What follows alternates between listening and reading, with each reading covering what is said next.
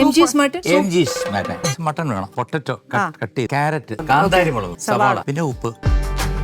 Okay. Okay. ഇനി എന്താ തേങ്ങാപ്പാൽപ്പൊടി അല്ലേ? ഇത്രയും മാത്രം മതി, എനിക്ക് വേറെ ഒന്നും വേണ്ട. കരിവേപ്പില വേണമെങ്കിൽ ഉണ്ടെങ്കിൽ. ഞാൻ ഈ സ്പൂൺ കൊണ്ടൊന്നുമല്ല, എന്റെ കൈയുടെ ഒരളവിനാണ് ഞാൻ പോകുന്നത്. മതി. പൊട്ടറ്റോ കട്ട് ചെയ്ത് വെച്ചിട്ട് ഇടുന്നു. ക്യാരറ്റ്, ബീൻസ്, ഇനി ഉള്ളി. ഇനി ഞാൻ കാന്താരി മുളക് ചോദിച്ചു. ഇതിന് എരിവില്ലെന്നുണ്ടെങ്കിൽ ഇത് മൊത്തം കുളം. ഇത് ഉപ്പങ്കിടുന്നു. ഇതിനെ ഒന്ന് കൈ കൊണ്ടൊന്ന് നല്ല രീതിയിൽ ഇടിക്കണം. ഇനി കുറച്ച് വെള്ളം തരൂ. അപ്പൊ ഇതിനകത്ത് വിസിലൊക്കെ വന്നു കഴിഞ്ഞു. ഇനി ഇപ്പോഴും ഇതിനകത്ത് വെള്ളമുണ്ട്. ഇനി ഇതിനകത്തോട്ട് ഞാൻ ഈ തേങ്ങാപ്പാലം ഒഴിക്കും.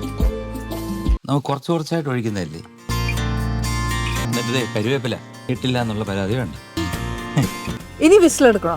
വേണ്ട, തിളച്ചാ മതി. ഒന്ന് ജസ്റ്റ് ഇതും കൂടെ ജസ്റ്റ് ഒരു ഫ്ലേവറിന് വേണ്ടിയിട്ട് ഇതും കൂടെ ഇടുകയാണ്. അപ്പോൾ ഒരുവിധം തന്നെ ഇവിടെ കഴിഞ്ഞിരിക്കുകയാണ്.